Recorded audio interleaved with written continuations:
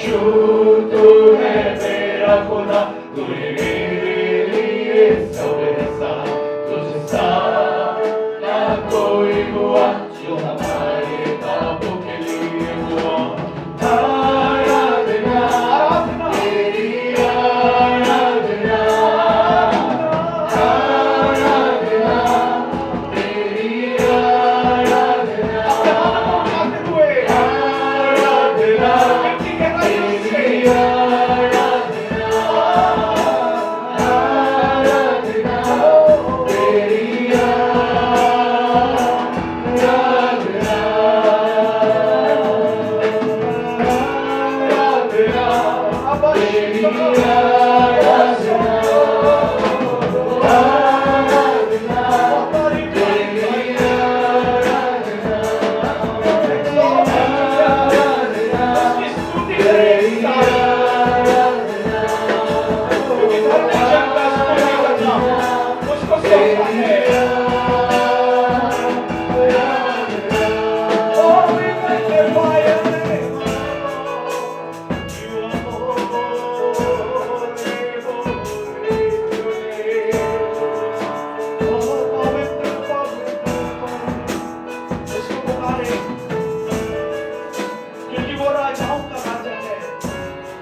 और स्वर्गों के स्वर्ग में विराजमान है और पृथ्वी पर अपनी निगाहों को अपने डबैयों के ऊपर लगाता है।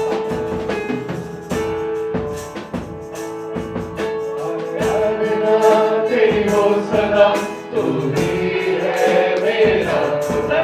मेरा जीवन मुझको दिया, मेरे हाथों से तूने आराधना तेरी हो सदा, तू ही है मेरा खुदा। मेरा जीवन मुझको दिया, मेरे हाथों से तूने शुद्ध किया।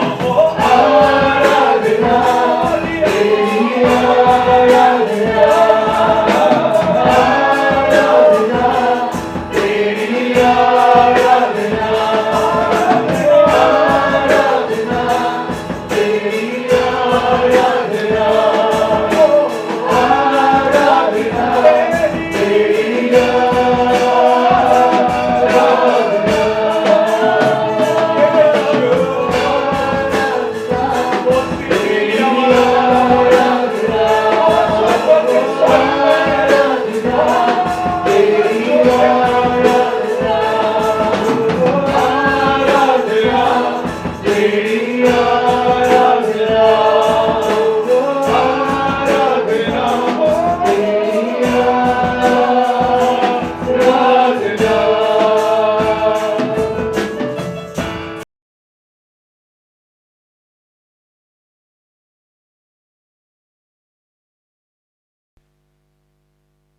This morning, I would like to start my sermon with the very beautiful verse, Roman chapter 10, verse 17. Now faith comes by hearing, and hearing by the word of God. और आज की सुबह का मेरा मज़मून भी यही है कि परमेश्वर की आवाज़ को सुनना। अब मेरे पिछले sermon में हमने सुना था कि विश्वास पे हमें चलना है और विश्वास को हमें थामे रहना है, क्योंकि विश्वास ही हमें अनंत जीवन का वारिस ठहराएगा। और कैसे कैसे होगा ये तभी पॉसिबल होगा जब हम उस आवाज को जो खुदा की है उसको सुन सकें। और आज की सुबह भी हम ऐसा ही करेंगे। अगर आप पढ़ें रोमियो उसका 10 बाब उसकी 17वीं आयत, जी हाँ, अतः विश्वास सुनने से और सुनना मसीह के वचन से होता है, और सुनना मसीह यीशु के वचन से होता है। परंतु मैं कहता हूँ क्या उन्होंने नहीं सुना? हालेलुया। आज की सुबह मैं रोशनी डालने की कोशिश करूंगा कि सुनना सुनाना, तो हम दुनिया में तरह तरह की बातों को सुनते हैं। मम्मी पापा की बातों को सुनते हैं, पापा मम्मी बच्चों की बातों को सुनते हैं, बड़े खुश होते हैं, आनंदित होते हैं। जब आप चर्च में आते हैं तो एक दूसरे की बातों को सुनते हैं। लेकिन जब बाइबल से आप बातों को सुनते हैं तो वो आप कैसे सुने और कैसे उसको ग्रहण करें, तभी आप फ्रूटफुल होने पाएंगे। खुदा के कलाम में बहुत से खुदा के ऐसे खादिम हैं, यशाया, यिर्मयाह, यहेजकेल, जिन्होंने खुदा की आज्ञाओं को सुना, उसकी वॉइस को ग्रहण किया और उनके लाइफ में खुदा ने उस काम को सरंजाम दिया जिसके लिए वो चुने गए थे। उन्हीं उम्दा खादिमों में से एक खादिम जो खुदावंद का एक ऐसा खादिम है जिसने अपने आका, अपने गुरु, अपने मालिक की, हमेशा से अपने मास्टर की बातों को फॉलो किया और सुना, और इस कदर फॉलो किया कि उसने अपना सब कुछ त्याग दिया है, अपनी बैलों को कुर्बान कर दिया है, सब कुछ खेती बाड़ी सारा काम काज छोड़कर वो उस गुरु के पीछे हो लिया है कि उसकी आवाज को ग्रहण कर सके। और ये कोई और नहीं अजीजों, इसका नाम है एलीशा। हालेलुया, इसका नाम है एलीशा। तो आज हम एलीशा नबी के बारे में सुनेंगे। अगर आप मेरे साथ निकालें दूसरा राजाओं उसका 6 बाब उसकी 24वीं आयत, धीमे धीमे। इसके बाद अराम के राजा बेन्हदद ने अपनी समस्त सेना इकट्ठी करके शोमरोन पर चढ़ाई कर दी और उसको घेर लिया। यहां पर अजीजों, अराम का जो राजा है जिसका नाम बेन्हदद है, उसने अपनी समस्त सेना को इकट्ठा किया और एक काम किया।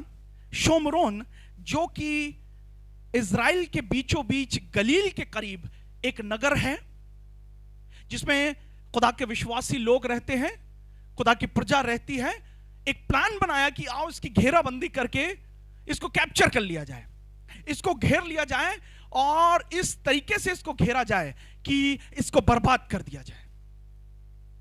लेकिन जब हम आगे पढ़ते हैं, जी हां, तब शोमरोन में बड़ा अकाल पड़ा, क्योंकि जब उस शहर की, उस शोमरोन की घेराबंदी कर दी गई है तो वहां पर अकाल पड़ना जायज है।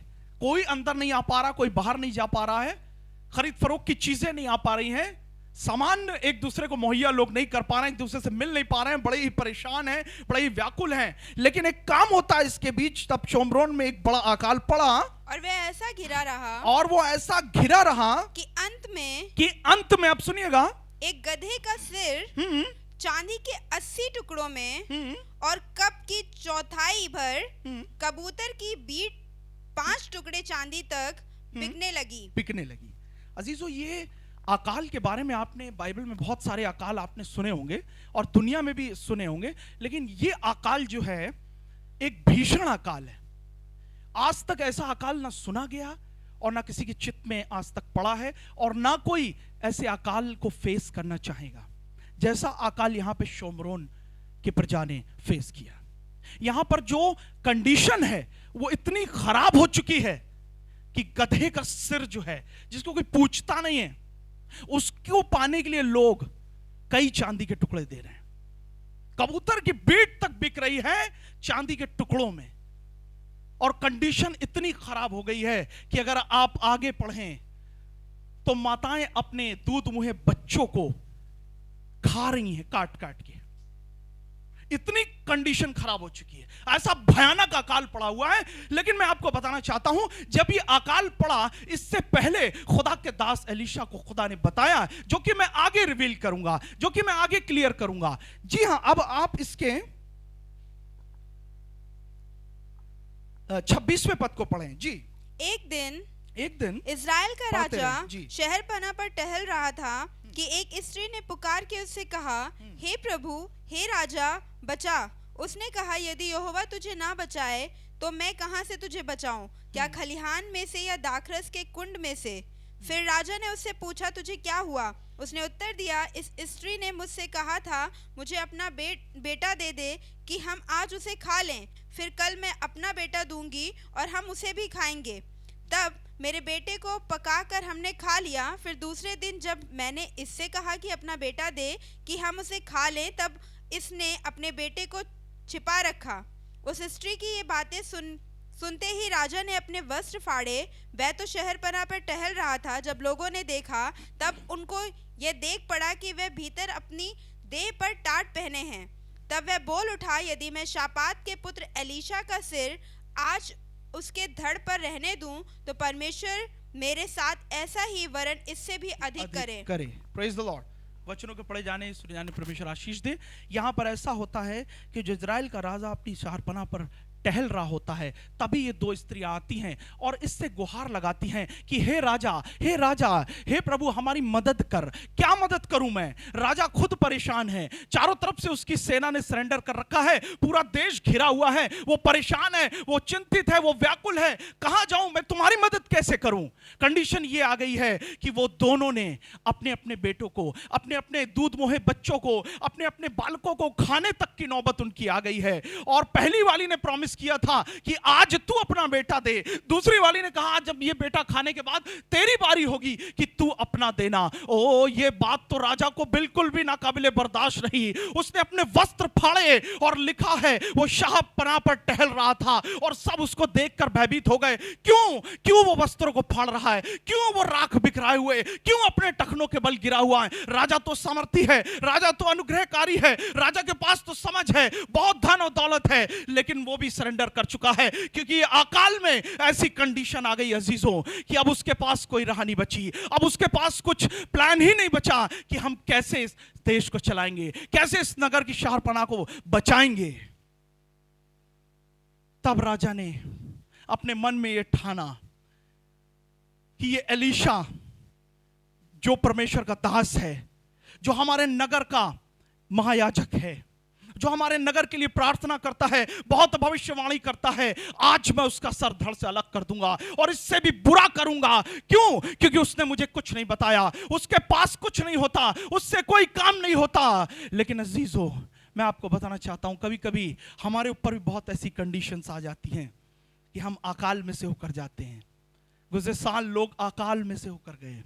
लॉकडाउन लगा हुआ था, कोई किसी से मिलने नहीं पा रहा था, कोई किसी से कनेक्ट नहीं हो पा रहा था, फूडिंग कन्वेंस सब बंद हो गए थे, लोग परेशान थे, लोग हाथों को निहार रहे थे। शायद बहुत से विश्वासी ऐसे थे जिनका भरोसा खुदा के खादिमों से उठने लगा, खुदा के याजकों से उठने लगा। शायद बहुत से ऐसे मसीह थे जिनका भरोसा चर्च से उठने लगा। शायद वो बहक गए, शायद वो हट गए और उन्होंने अपने वस्त्र पाड़े और खुदा के खादिमों को भी कोसा, खुदा के खादिमों को भी गलत कहा। लेकिन यहां पर भी इजराइल का राजा यही गलती कर रहा है और वो इस बात को कह रहा है, आज मैं एलीशा का सिर धड़ से अलग करूंगा।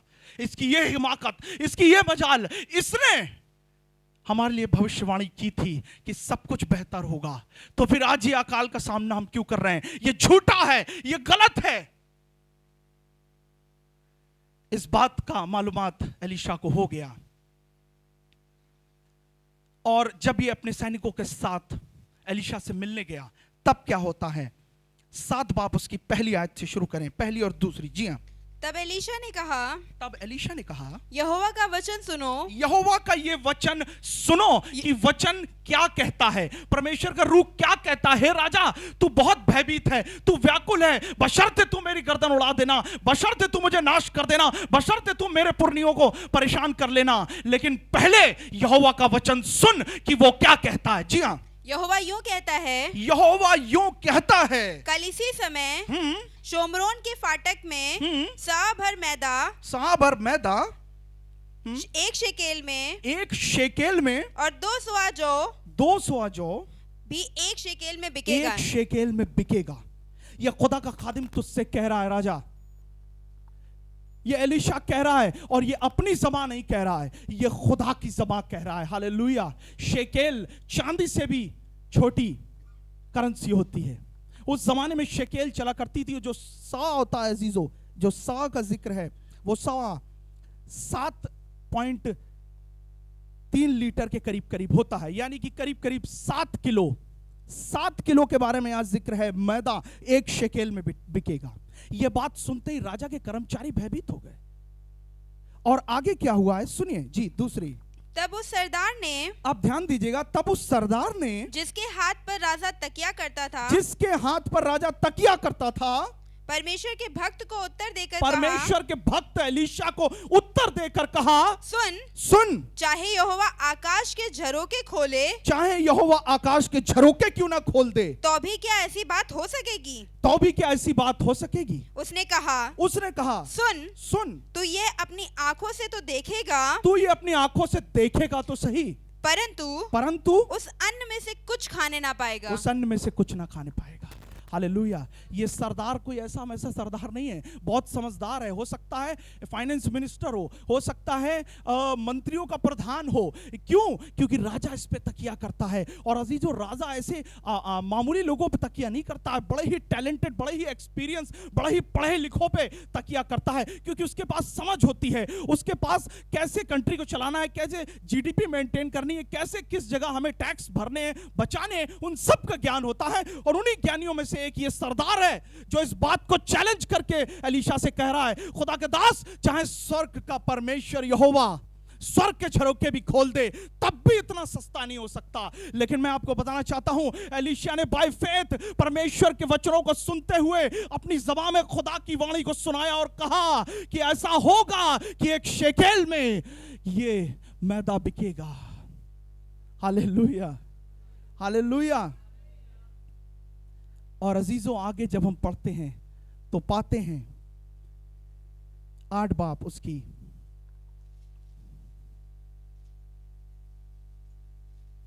पहली आयत में। जी हां, अब मैं आपको क्लियर करूंगा कि ये अकाल का जिक्र कहां पर से आया। 8 बाप उसकी पहली आयत। जिस स्त्री के बेटे को जी एलीशा ने जिलाया था, एलीशा ने, एक बार की बात है कि स्त्री का बेटा जो कि मृतक था, खुदा के रूह में होकर प्रार्थना कर कर खुदा के दास एलीशा ने उसको जिलाया था। उसके बारे में यहाँ पर गेहजी जो है, जो कि एलीशा का सेवक है, असिस्टेंट है, एसोसिएट है, और ये उसके साथ साथ बना रहता है और अपने गुरु की बातों को सुनता, आज्ञा को सुनता है। अब देश अकाल से आजाद हो चुका है, मुक्त हो चुका है।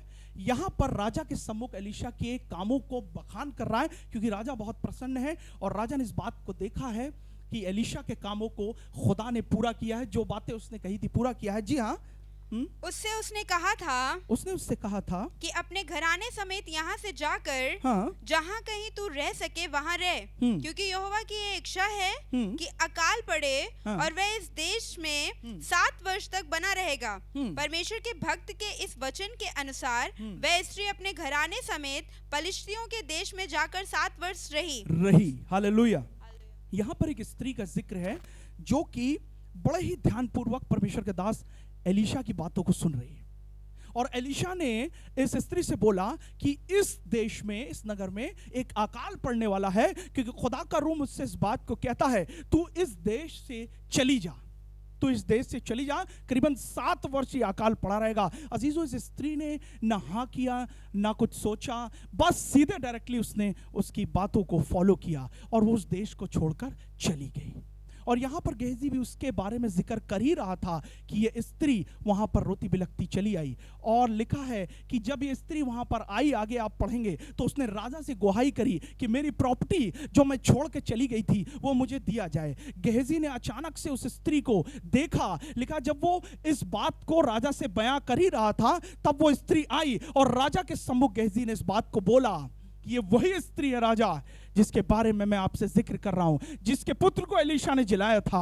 ओ राजा इस बात को देखकर प्रसन्न हुआ, बहुत खुश हुआ कि खुदा को मानने वाली है, खुदा के खादिम की सुनने वाली है, इसकी प्रॉपर्टी इसको लौटाई जाए और जितना अब तक का इसका रहा है वो सब भी इसको वापस किया जाए, कोई टैक्स ना लिया जाए, सारी प्रॉपर्टी बाइज्जत इसको मिलने पाए। बस थोड़ा सा ही तो काम करना था, बस इसको मानना ही तो था। लेकिन अजीजों, आज लोग मानना नहीं चाहते, आज लोग सुनना नहीं चाहते। ओ स्वर्ग का परमेश्वर जब खुदा के खादिमों को, खुदा के लोगों के घर भेजता है, तो शायद उनकी वाणियों को, शायद उनकी कही हुई बातों को लोग तुच्छ जानने लग जाते हैं, हल्के में जानने लग जाते हैं। ओ सीनियर जूनियर को नहीं मानते, जूनियर सीनियर के नहीं सुनते, बिशप्स की पास्टर्स नहीं सुनते, पास्टर्स अपने जूनियर्स पे चलाते हैं। नहीं, ऐसा नहीं है। लेकिन जब हम अंडर सबमिशन रह के खुदा के खादिमों की सुनेंगे तो खुदा हमसे बोलेगा, बातचीत करेगा। और अजीजों, जब ये अकाल के समय की बात है, उन कोड़ियों के बारे में जिक्र है जिन कोड़ियों ने अपने आप को नाश करने को चाहा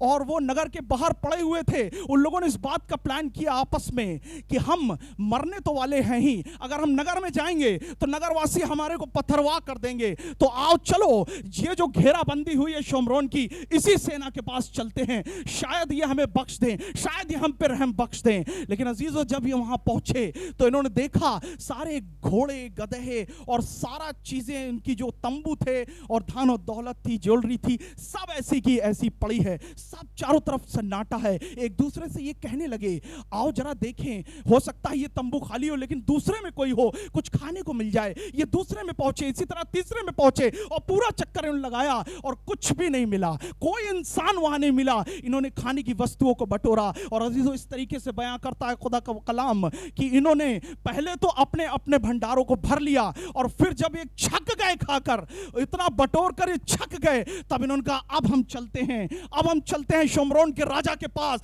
और उसको बयां कर देंगे कि एक बड़ा काम हुआ है, एक बहुत बड़ी लूट का माल हमें मिलने वाला है, आइए चलिए। तो हुआ ये कि ये कोड़ियों ने अपने आप को, जो भी हाल इनके साथ बीता था, वो राजा को बयां कर दिया अजीजों, और राजा अपनी सेना समेत पहुंचा। और मैं आपको बताना चाहता हूं, इतना धन, इतनी दौलत, इतना खाना पीना हो गया कि खुदा के खादिम एलीशा के मुंह से निकली हुई खुदा की रूह में जो वाणी थी वो पूरी होने पाई, और वो मैदा एक शेकेल में बिकने पाया। हालेलुया। और इस सरदार का क्या हश्र हुआ पता, जो अपनी टैलेंट पे, अपनी समझ पे भरोसा रखता था, ये सरदार भीड़ के बीच में कुचल के दबकर मर गया। ये खाने नहीं पाया क्योंकि खुदा का दास कह रहा है, क्योंकि खुदा का वचन कह रहा है। ये दास ऐसा वैसा नहीं है, ये दास खुदा की बातों को सुनने वाला है, और जो कलीसिया खुदा के दास की सुनती है वो कलीसिया सरफराज होगी। आज दुनिया में, संसार में बहुत तेरे ऐसे लोग पाए जाते हैं जो खुदा के दास के करीब आते तो हैं परेशानियों को लेकर, चिंताओं को लेकर, अपनी पर्सनल मैटर्स को लेकर, लेकिन जब वो आजादी पा जाते हैं, जब वो बरकत पा जाते हैं, उसके बाद वो खुदा के दास को भूल जाते हैं, उसकी वाणियों को भूल जाते हैं, खुदा के हुजूर किया हुआ वादे को भूल जाते हैं। लेकिन मैं आपको बताना चाहता हूं, अगर आप फ्रूटफुल होना चाहते हैं अपनी लाइफ में, तो खुदा के वचनों पे तो आपको ईमान रखना ही पड़ेगा, लेकिन खुदा के दास की भी रिस्पेक्ट करनी होगी। हालेलुया।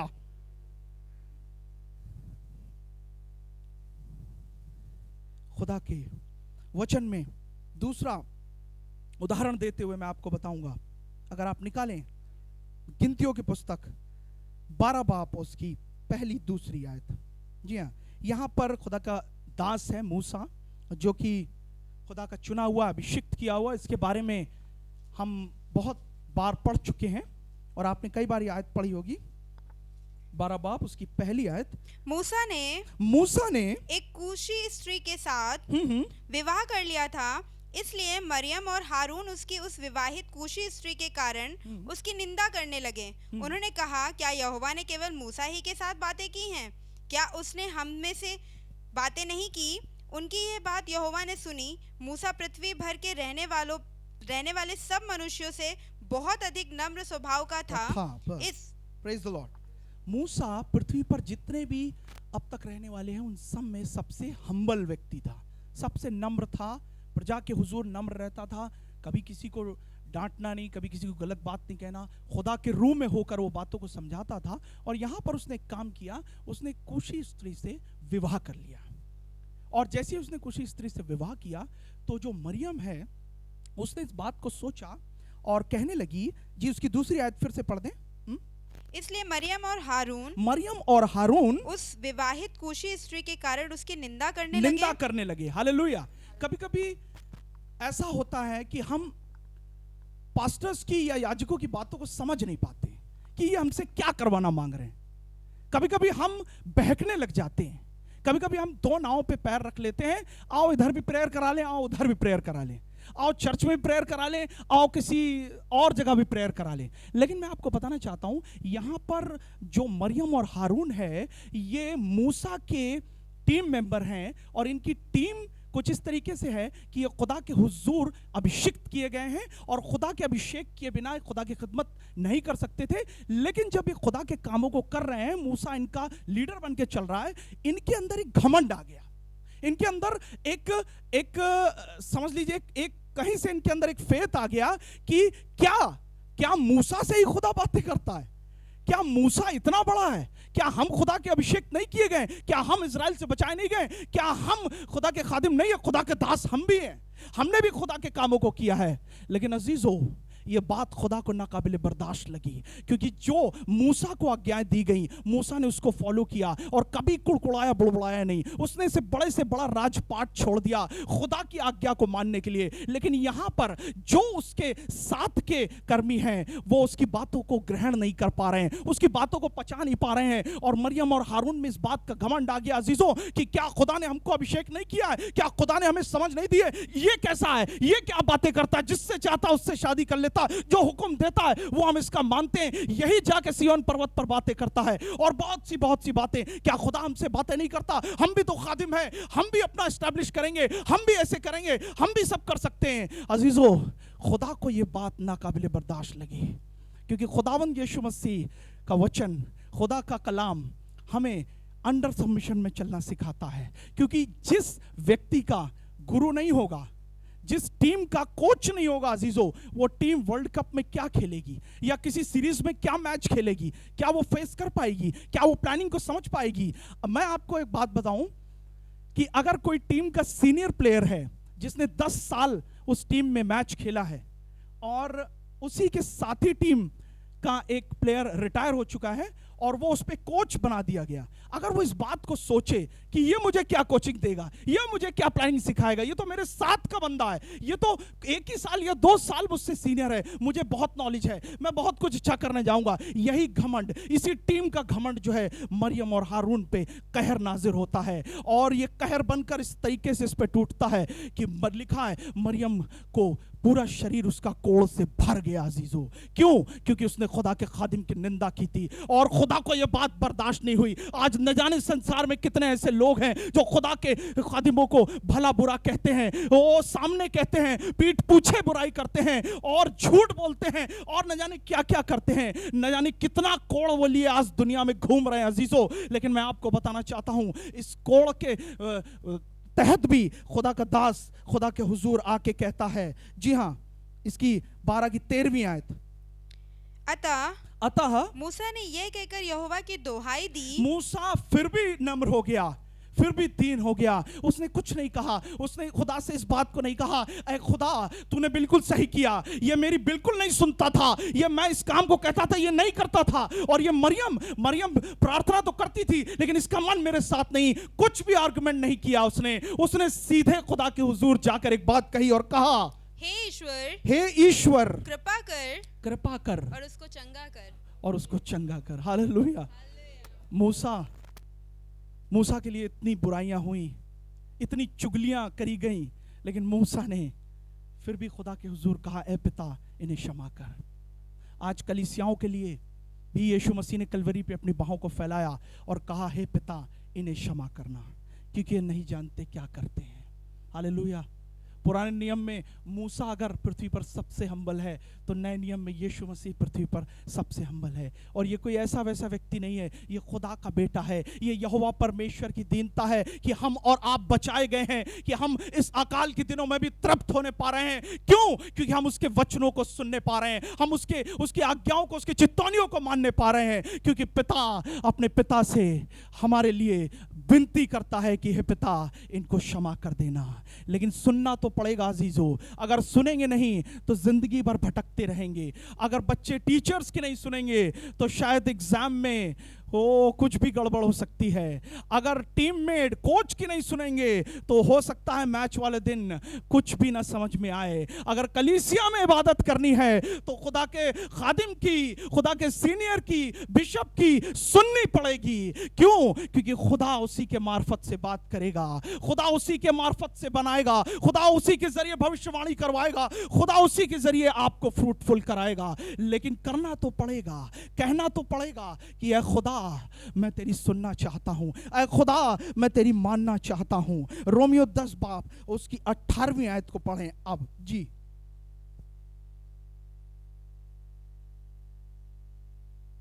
रोमियो 10 बाब उसकी 18वीं आयत। परंतु मैं कहता हूं क्या उन्होंने नहीं सुना? क्या उन्होंने नहीं सुना? अब यहां वचन कह रहा क्या उन्होंने नहीं सुना, क्वेश्चन मार्क आ गया यहां पे। क्या उन्होंने नहीं सुना? क्या उनको सुनाया नहीं गया ये वचन? क्या आप तक ये वाणी पहुंची नहीं कि परमेश्वर क्या कहता है?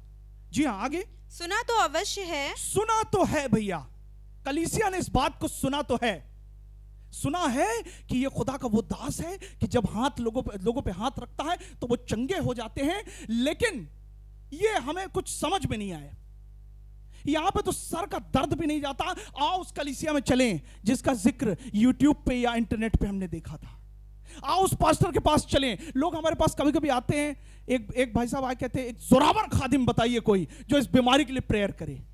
जोरावर खादिम को ढूंढते ढूंढते ढूंढते ढूंढते पूरी जिंदगी भर कानपुर के और प्रदेश के नगर के चक्कर लगाते रहोगे, लेकिन जोरावर खादिम ऐसे नहीं मिलेगा। लेकिन पहले आपको सुनना पड़ेगा। और वचन कह रहा सुनाया तो गया था, सुनाया गया भैया, सुनाया गया कलीसिया को कि खुदा क्या कहता है। जी हाँ, आगे।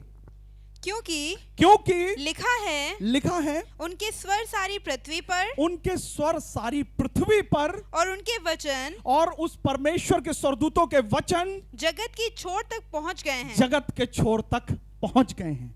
हालेलुया। भजन संहिता 19:4 निकाल लीजिएगा। उसके वचन पृथ्वी के छोर तक पहुंच गए हैं। अजीजों, अगर शायद आपके जीवन में अभी भी अनाज्ञाकारिता है, बच्चों को अपने मम्मी पापा की बात समझ में नहीं आती, या कलीसिया को अपने पासबान की बात समझ में नहीं आती, तो आज एक काम करने की जरूरत है। अपने मन को नम्र करने की जरूरत है, शांत करने की जरूरत है और सुनने की जरूरत है। जब आप सुनेंगे तभी फ्रूटफुल होने पाएंगे, और अगर आप अपनी चलाएंगे तो शायद फ्रूटफुल ना होने पाए। लेकिन खुदा चाहता है कि उसके करीब आने वाला हर एक बशर, चाहे वो गांव से हो, चाहे देहात से हो, चाहे शहर से हो, चाहे इंडिया से हो, चाहे अब्रॉड अमेरिका से क्यों ना हो, वो खुदा की सुने, खुदा की सुने, खुदा को रिस ना दिलाए, खुदा को शोकित ना करे। जी हाँ, 19:4 उनका स्वर। यहाँ भजनकार भी कुछ कह रहा है। रोमियो की कलीसिया को तो लिखा गया है, लेकिन भजनकार भी यहाँ पे अपने भजनों में कुछ बताना चाह रहा। जी, उनका स्वर सारी पृथ्वी पर, उन स्वर्गदूतों का स्वर्ग सारी पृथ्वी पर स्वर गूंज गया है, और उनके वचन जगत की छोर तक पहुंच गए हैं, जगत की छोर तक वायरल हो चुके हैं। अब कोई ये नहीं कह सकता कि भैया हमने तो सुना ही नहीं यीशु मसीह कौन है, हम तो जानते ही नहीं है यीशु मसीह कौन है। हमने बचपन से तो सुना, लेकिन हम किसी को बता नहीं पाते हैं, हम किसी के लिए प्रेयर नहीं कर पाते हैं, हम किसी के घर जाके विजिट नहीं कर पाते हैं, हमें डर लगता है, हम भयभीत हो जाते हैं। लेकिन वचन कहता है कि उसके स्वर तो पृथ्वी के छोर तक गूंज उठे। क्या आप उसके स्वर सुन चुके हैं? क्या आपने उसके स्वरों को सुना है? आज इस वीडियो के माध्यम से जितने लोग मुझे देख रहे हैं, या कलीसिया में मौजूद जितने इस वचन को सुन रहे हैं, क्या आप अपने जीवनों में ये बात लागू करते हैं कि क्या आपने खुदा के दास की सुनी है? क्या नौजवान खुदा के दास की सुनते हैं? क्या आपने खुदा के दास को कभी कुछ गलत कहा है या पवित्र आत्मा को शोकित किया है? तो आज अपने आप को सुधारने का मौका है। आज आप अपने आप को सुधार सकते हैं, उसके हुजूर दुआ कर सकते हैं। एक व्यक्ति के और बारे में मैं जिक्र करूंगा और खत्म करूंगा, जिसका नाम शमूएल है। और उसके पहला शमूएल जैसे लिखा हुआ है कि शमूएल बहुत छोटा था, और जब आप इस पद को पढ़ेंगे तो खुदा के रूह ने उससे बात की, शमूएल शमूएल शमूएल। वो घबरा गया, उसको कुछ समझ में नहीं आया। उसका गुरु तो एली है, वो दौड़ा दौड़ा एली के पास चला जा रहा है अजीजों, और जितनी बार खुदा की आवाज उसने सुनी है उतनी बार एली से बोलता है, हे गुरु, हे पिता, मुझे बता क्या आज्ञा है। लेकिन एली कहता है कुछ नहीं, जाकर सो जा। 3 बार अजीजों ऐसा होता है। चौथी बार एली उससे कहता है, अब अगर आवाज आए तो कहना, बोल कि तेरा बंदा सुनता है। हालेलुया। आप कहने पाएंगे कि बोल ऐ खुदा, तेरा बंदा सुनता है। कि आज कलीसिया कहने पाएंगी कि ऐ खुदा बोल, ऐ खादिम बोल, तेरा बंदा सुनता है। Hallelujah, hallelujah. नहीं, जिंदगी बीत जाएगी, चर्चेस के चक्कर लगाते रहेंगे, जिंदगी बीत जाएगी, अच्छी चीज तलाशते रहेंगे, जिंदगी बीत जाएगी, लेकिन कुछ नहीं होने पाएगा। सिर्फ एक सीक्रेट है कि खुदा के करीब आके उसकी आवाज को सुनो। हालेलुया। और लिखा, शमूएल जो कहता था, जो कुछ कह देता था, खुदा उसकी बात रखता था और वो पूरी करता था। हालेलुया। क्योंकि ये शमूएल ऐसा वैसा व्यक्ति नहीं है। इसकी माँ ने इसकी माँ ने खुदा के हुजूर रो रो के गिड़गिड़ा कर प्रार्थना की है, खुदा मुझे औलाद दे। और जब इसको औलाद हो गई तो उसने खुदा के हुजूर उसको समर्पित कर दिया, क्योंकि इसकी माँ जानती थी, क्योंकि इसकी माँ को मालूमात था कि ये खुदा कोई ऐसा वैसा खुदा नहीं है, ये एली कोई ऐसा वैसा नहीं है, ये खुदा का अभिषेक किया गया है। अगर मैं आज इसकी सुनूंगी तो जीवन पाऊंगी। मैं आपको बताना चाहता हूं, अगर आप खुदा की आज सुनेंगे तो अनंत जीवन को पाने पाएंगे। हालेलुया। लेकिन सुनना तो पड़ेगा। Faith comes by hearing and hearing by the word of God. Hallelujah. आइए अपनी आंखों को बंद करें, अपने सरों को उस खुदा के हुजूर झुकाएं और उससे दुआ मांगें। Thank you Jesus, thank you Jesus. Prepare करें अपने आप को। खुदावंद यीशु मसीह, शायद मैं अपनी मर्जी से चलता रहा हूँ, चलती रही हूँ। शायद कभी कभी मैंने खुदावंद तेरे अभिषिक्त खादिम की नहीं सुनी, लेकिन आज ये कलीसिया खुदावंद आपसे दरख्वास्त कर रही है, बड़े ही हम्बली, बड़े ही नम्र होकर, बड़े ही दीन होकर खुदावंद, कि खुदावंद हमारे गुनाहों को क्षमा कर दें। खुदावंद हम आज से तेरी सुने प्रभु, और खुदावंद हम दर दर ना भटकें, और खुदावंद इस बात को समझने पाएं कि खुदावंद यीशु मसीह आप लोगों को चुन के समीप आने का मौका देते हो, और जब चुन के समीप आने का मौका देते हो तो खुदावंद उन्हें चुनकर एक बेहतर कलीसिया में भी रखते हो खुदावंद। इसलिए चुनाव कलीसिया का हम नहीं कर सकते, चुनाव तो आपने कर दिया है, और ये कलीसिया जिसमें हम मौजूद है खुदा, इसमें तेरी आवाज़ को सुनना मांगते हैं, इसमें तेरी आशीषों को ग्रहण करना मांगते हैं। देर भले ही हो गई है, सब कुछ धुंधला दिखाई दे रहा है प्रभु, लेकिन फिर भी हम तेरी आवाज़ को सुनना मांगते हैं। भंवर के बीच में खुदावंद जब तू कहता है कि खुदावंद मैं तेरे साथ हूँ, तब तेरी आवाज़ को सुनना चाहते हैं खुदावंद। खुदावंद यीशु मसीह, एलीशा ने जब इस बात को कहा कि ऐसा होगा और वही हुआ, वैसे ही खुदावंद आज भी तेरे दास कहते हैं ऐसा होगा और वैसा ही होगा। और हम मिलकर खुदावंद यीशु मसीह आपके नाम को महिमा देते हैं। अगर खुदावंद हमने कोई भी खुदावंद तलखी की है या पवित्र आत्मा को शोकित किया है, तो आज हम अपने गुनाहों की मुआफ़ी मांगते हैं और चाहते प्रभु हमें नम्र करें, हमें और दीन करें प्रभु, हमें रिस्पेक्ट करना सिखाएं अपनी मम्मी पापा की, हमें अपनी वाइफ्स की, वाइफ्स को अपने हस्बैंड्स की, और यूथ को संडे स्कूल के बच्चों को यूथ की, और जितने नौजवान हैं उनको हमारे एल्डर जो हमारे ऊपर हैं उनकी रिस्पेक्ट करना सिखाएं, सुनना सिखाएं प्रभु, ताकि हम अपने लाइफ में फ्रूटफुल होने पाएं, कोई भी श्राप हमारे जीवनों में ना रहने पाए। सुनने वाले खुदावंद आशीषित हों और खुदावंद यीशु मसीह के लहू में अपने जीवन को ग्रहण करें। खुदावंद यीशु मसीह के नाम में होकर मांगते हैं, आमीन आमीन।